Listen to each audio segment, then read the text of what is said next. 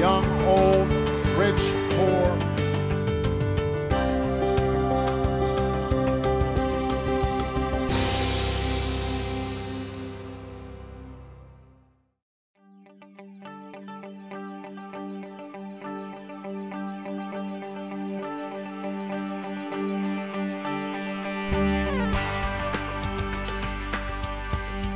Good afternoon, everyone, and welcome. We're so excited to see so many people who have come out to help us celebrate what is going to be today. Not just a moment today, not just a moment this week or this month. This is a moment in history. We're going to break ground on the Courtney Minto Island Bridge, and every one of you is here to help. Thank you. Thank you so much.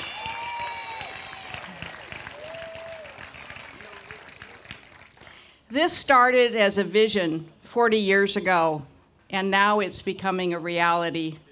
But you know, projects like this don't happen just because one city or one community or one business had an idea. Yes, we start sometimes with one person's great idea, but this is truly proof that we are the collaboration capital.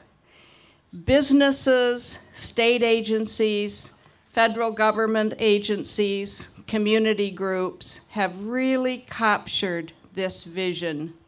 City councilors, city managers supported this from the start. Salem businesses, community partners, Friends of Two Bridges, Gallagher's Fitness. I just have to say that because who else could get so many of us on our feet running around downtown on Fridays? Thank you for doing that.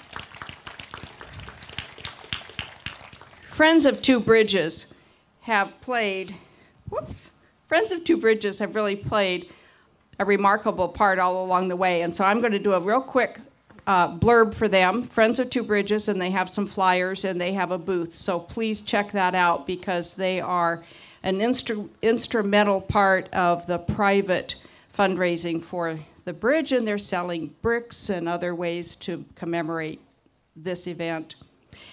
So it really is my honor today.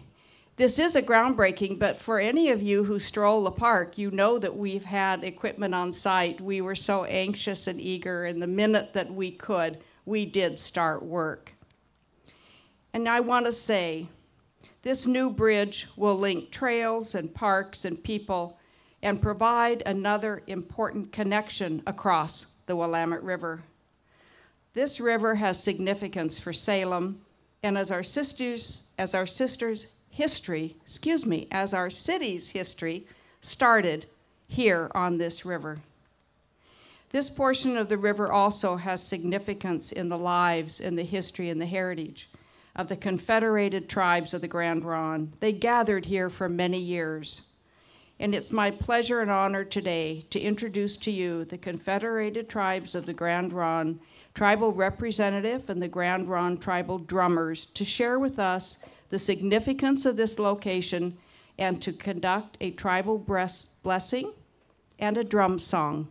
Gentlemen?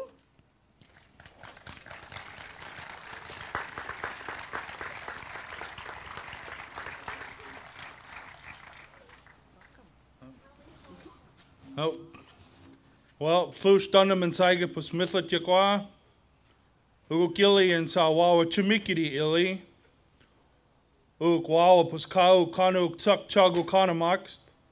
Pitanas ankari and Satuan Haya Shawash ili yakwa. You guys know that, right? You guys speak our language? Just saying that very happy that we could do this here today. That this is the place that we call Chimikiri. Not Chimekada, but Chimikiri. That's the name of this place of Salem. That this is it means a place where rivers come together. You guys find that out every time it rains really hard.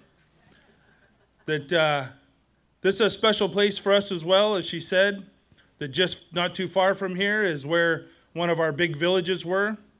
And not too far down the road here, out towards the highway, is where one of our biggest villages here in this part of the Willamette Valley was.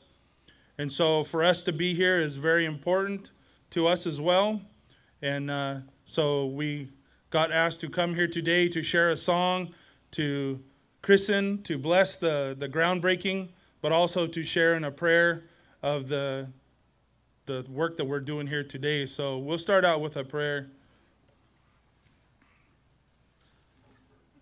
Grandfather, Creator, we thank you for this beautiful day. We thank you for all the many hands to come together. We ask that you watch over each one of us in the things that we endure together, this future that we build together. We ask that you watch over the people, our ancestors of this land. Let them know that we are here to do the best we can. We are not here to do anything wrong. Ask that you watch over us in the time that we are building these things for our children and our generations to come. We thank you for putting these good teachings in our hearts, these things that we can leave our generations to come.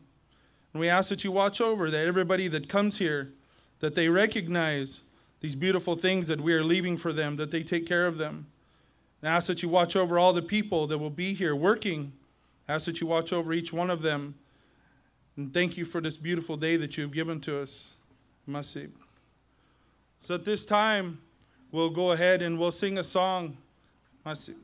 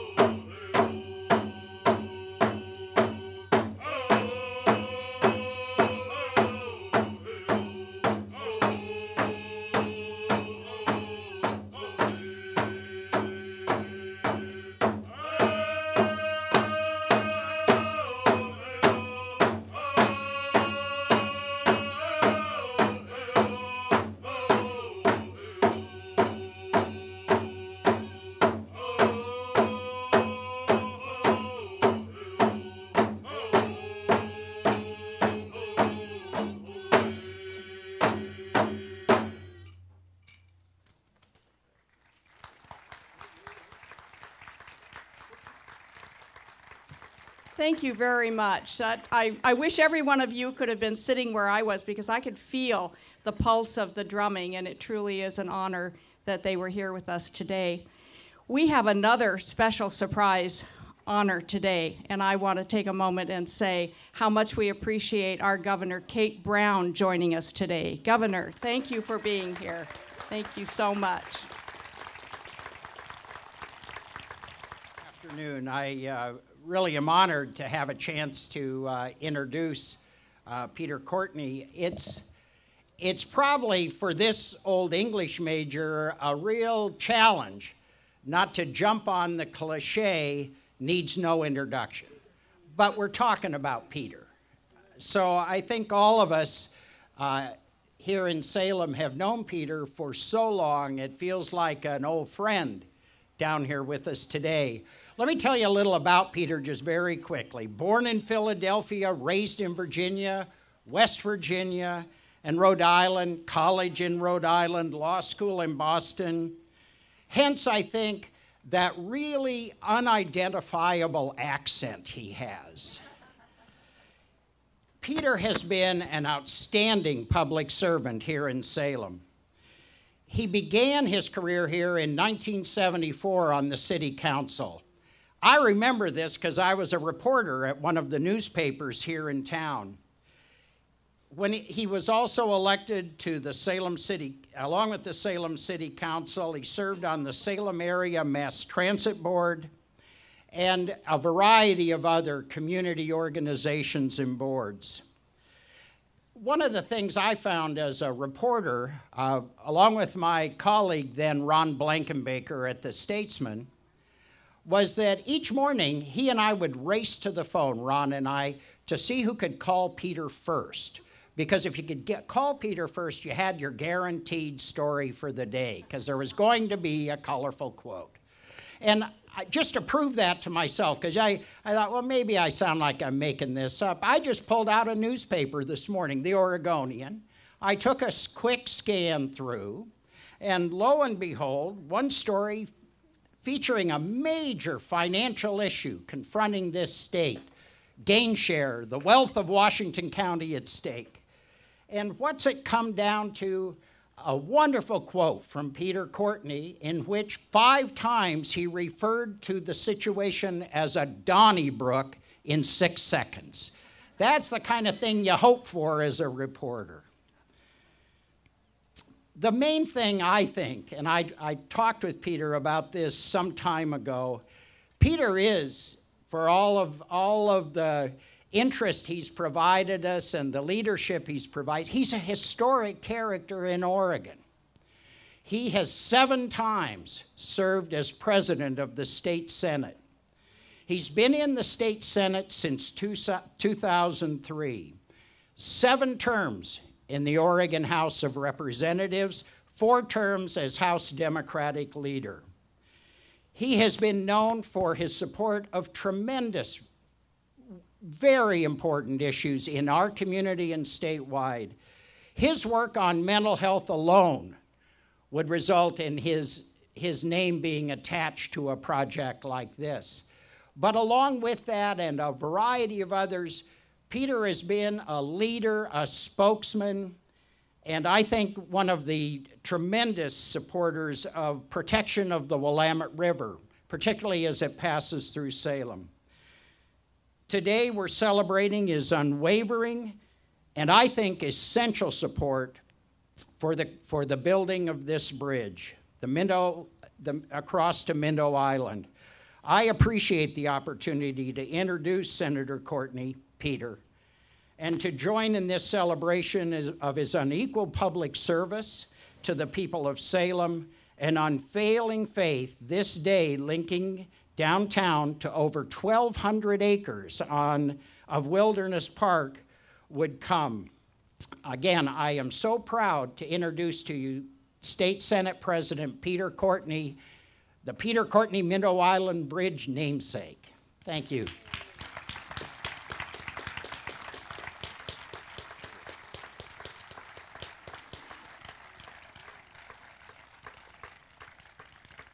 So, Governor Brown and Mayor Peterson and members of the Salem City Council, city staff, and of course to all those here that the mayor talked about that had worked so hard to bring us to this point, and will continue to work hard, I'm sure, because that's what we do in Salem, volunteer and work hard. Also, my wife Margie, she's out there somewhere, so also want to recognize Senator Jackie Winters is with us. She did an extraordinary thing on the Senate floor this morning, which I think will be heralded not only in the state newspapers but across the nation, as well as I know that Paul Evans here, Representative Paul Evans is here, and there's probably somebody else here. I'm going to get in trouble, but I did want to acknowledge them.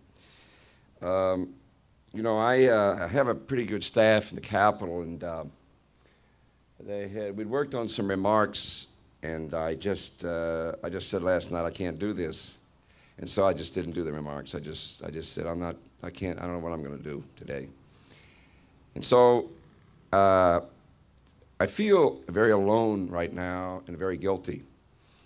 And I'm sure that's going to shock you, but you have to understand, in the 70s, I was very new to the city council. It was totally by accident I got there. And when we started to talk about Salem, I remember there was concern that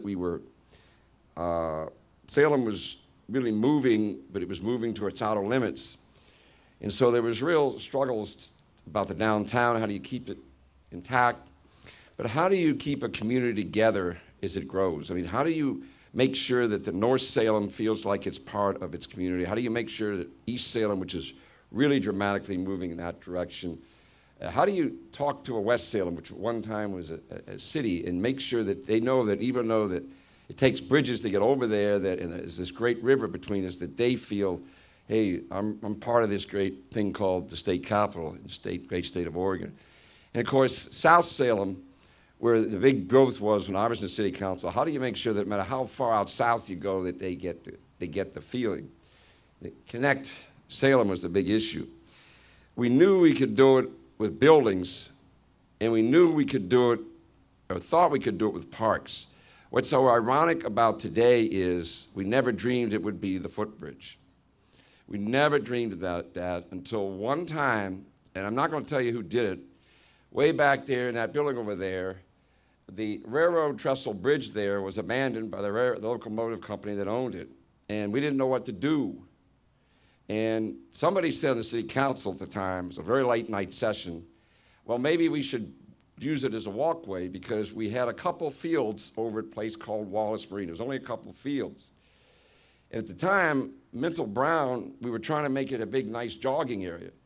We couldn't even see this. Where I am today, you couldn't see this. There was nothing, you couldn't be here. We couldn't see the river from downtown. You couldn't see it. There was no visual. So here we were messing with ideas. And I remember the drawings. I'm just sort of vague now. I'm pretty old. But we all assumed that we would never see this come true. And that is why I feel so guilty. Last night, I went through the names of people on that council, the city managers, and see, they're all gone, most of them. And there's just me. And it just doesn't seem right that the guides allowed me to be here at this moment to see the realization of those drawings.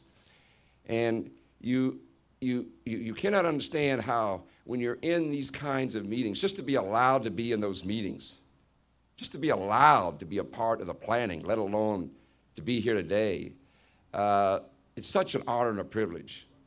And so, you know, I'm really happy to be here, but I can't say enough about Mayor Peterson and the present city council and the city staff. They got us here. I liken this whole journey to like a relay race. Somebody's got to run the first leg. Well, back in she said the first part of the 40s, it was my council and us that tried to run that first leg. Today, we see the results of the final leg. And I just can't say enough the fact that I thank the gods for allowing me to be here. I thank the city councils, the city managers that all worked so hard as they took the baton and they ran their leg to get us this extraordinary moment. I just hope I'm doing okay here today on behalf of all those that aren't here, the city managers, the members of that council, and the staff. And I also hope that you will feel that we ran that first leg, that we did it okay. Thank you.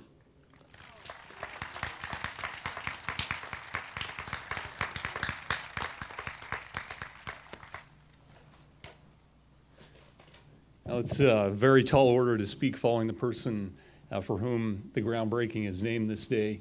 And as you can tell by his running shoes, he runs that leg well. And we're glad to be able to pick it up and eventually cross that finish line. We thank you for your inspiring remarks and for your vision, for being a champion for this project, and for your presence here today. We would likely not be having this celebration if it were not for you. So thank you for your efforts, Senator Courtney. So a lot has happened in Salem since this original vision was contemplated more than 40 years ago. In fact, the population of Salem has nearly doubled in that time, more than doubled. And as was mentioned previously, the dream seemed so distant that many questioned if this could ever occur. And I recall sitting in a planning meeting not that many years ago where we were sitting around talking about the potential of this project and trying to identify what assets we had available to put toward its completion. And I think at that time we came up with a whopping $60,000, just a little bit short. But more importantly, we recognized that there were intangible assets that would be required to gain momentum and move the project forward, including our wise city forefathers who created this vision, a current mayor and city council that were willing to bring it to fruition, a city manager who unfortunately is not able to be here today but would be if she could, Linda Norris, that personally owned the project and vowed to give we as staff members a practical lesson on the art of possible. We had a community anxious to create a new sense of vibrancy and vitality in the downtown and do whatever possible to support this effort. And there were a number of partnering agencies who were willing to step up to the plate, and they saw the vision and wanted more than anything to be a part of it and make contributions wherever possible. So it's been a long and at times painstaking process. Yet as we stand here on this east side of the island and think about the beauties, the opportunities, the open space and everything that's available for us on the west side, we can say that it's well been worth it. And what has it taken to get us to this point? Well, we've secured 15 federal, state, and local permits. And I can tell you by the number of contacts I get weekly just on the challenges of receiving a permit from the city, that's a daunting task. We obtained more than $10 million in federal, state, and local funding for the design, permitting, construction of the bridge, and the connecting trail. Now, this was made possible by the following generous contributions. The Oregon Department of Transportation grants totaling approximately $2.5 million, an Oregon Parks and Recreation Department local government grant totaling $750,000, a Business Oregon Brownfield Redevelopment Funding Grant totaling approximately $50,000, a Salem Kaiser Transportation Area Study Grant of $500,000, Salem Urban Renewal Agency funding of approximately $6.2 million, private donations collected by local nonprofits, including the Friends of Two Bridges, for trail enhancements, including signage, seating areas, and bike racks, and more than 50 local events, such as On Your Feet Friday, sponsored by Gallagher Fitness, that were held to both raise the awareness and funding for the project. We know that a bridge must be built from two sides, and so many of our state and regional partners came from every side to help us not only bridge the funding gaps, but every other obstacle that we met along the way. And there's no way to thank everyone who made this possible, and I apologize for any I may miss in extending a special thanks.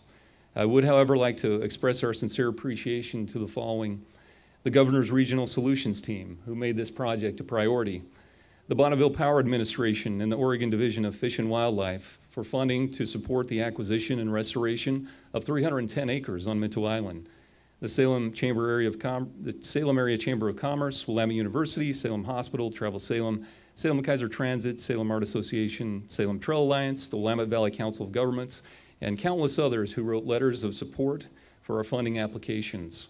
The Downtown Advisory Board, who supported funding from the city's riverfront downtown urban renewal area. And last of all, to each and every one of you for your ideas, for your support, and your vision for what will become a wonderful regional community asset. So what's next? The bridge that's being constructed has a clear span, meaning that no foundations will be in the water. The contractor will begin installing a temporary bridge with footings in the water to accommodate the construction of that bridge. Earlier this month, the contractor began excavating for the bridge foundations, and you can see two foundations in front of you on the riverfront park side.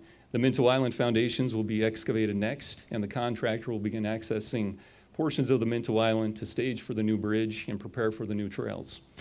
Later this summer, we anticipate the installation of the rib arches and a majority of the bridge structure to be in place.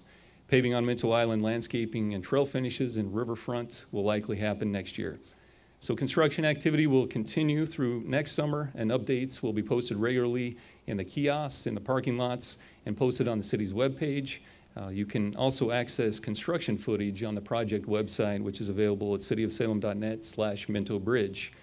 And now I'd like to introduce Hazel Patton, Salem's first citizen and president of the Friends of Two Bridges, who co-sponsored this event.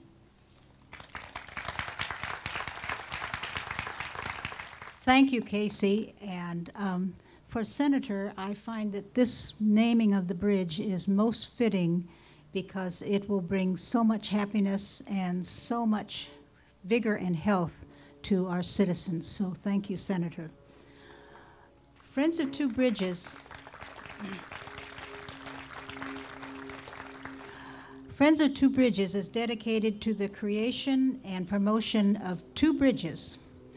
And if you count, one of them is done. So we get to go, we're done with that one.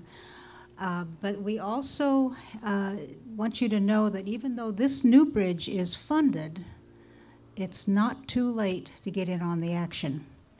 So if you would like to adopt or buy a paver or a bench or an overlook or even a sign, your opportunity is here today, and please go over to the Friends of Two Bridges table. I also want to follow up on what the senator said about the council and about our mayor, because without them and without the support that they've shown, we would not be here today. And also, I go back to the 40 years when those folks also had a dream and a vision, and they stuck with it. And they said, well, maybe it's not our time, but let's pass it on to the next year. And for them, I am extremely grateful, and I hope you are also.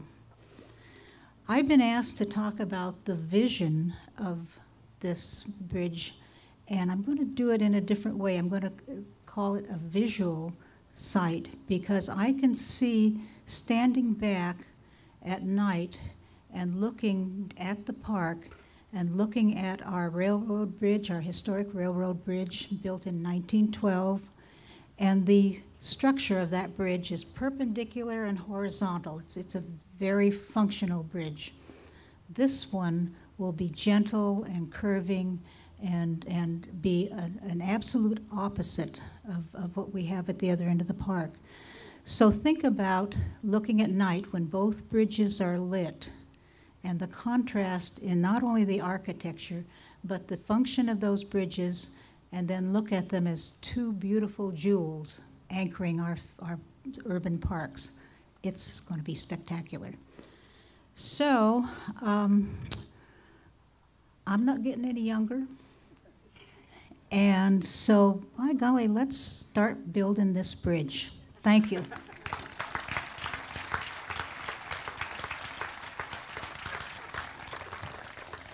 Thank you so much, Hazel. And again, it really is a pleasure and an honor to have a first citizen on our platform, one whose work never seems to stop. Thank you, Hazel. You know, I'd like to also remind everyone that it really does take the entire community working together, and we are so fortunate to be the state capital and to be close to those people in state government and regionally, like with the Willamette Valley COG, who can help us bring a project like this to fruition. It's their generous support from all of the different state agencies, from the federal bureaus, from the local organizations that have made this possible. Now, if you've had fun today, there's going to be more celebrations to come, because you know we're going to have other celebrations when we actually have the bridge built and we cut the ribbon. So stay tuned for that. So now we're getting to the point of our program where we're going to photograph a huge group of people who are here, who've made this possible. And so I'm going to sort of turn this portion over to our photographers and to those who know who need to be out in front here for the photo. But I want to say again, thank you. Thank you, thank you to everyone who's making this bridge possible. Thank you for your vision, for your leadership, for your hard work. Thank you so much.